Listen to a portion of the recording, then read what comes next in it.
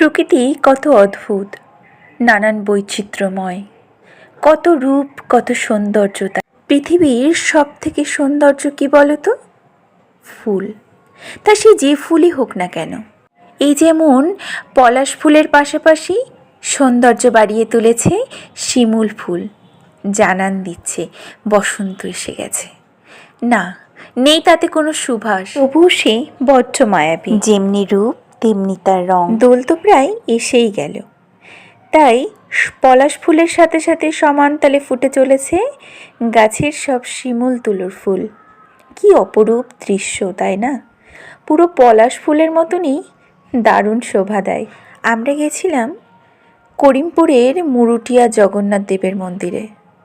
সেই মন্দিরে বাবিনের জন্য একটি মানসিক করা ছিল। হ্যাঁ, এটা আমার পক্ষ থেকেই ছিল বলতে পারো।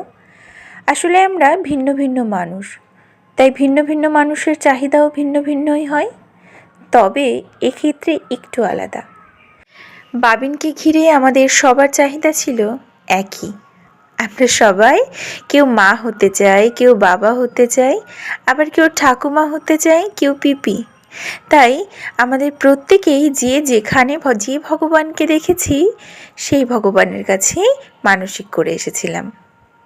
আজ সোনা আমাদের মধ্যে এসেছে, তাই এবারে একে একে সমস্ত মানসিকগুলো পূর্ণ করে দেওয়ার পালা। অনেক দিন ধরেই ভাবছিলাম যাব, কিন্তু সময় বা সুযোগের দুটোরই অভাবে যাওয়া হচ্ছিল না। আজ ছিল শনিবার, বাবিনের পাপাকে বললাম চলো পুজোটা দিয়ে আসি। এই ছিল আজকের গল্প। আজ তবে আসি, দেখা হবে নতুন কোনো আরেকটি গল্পের সঙ্গে।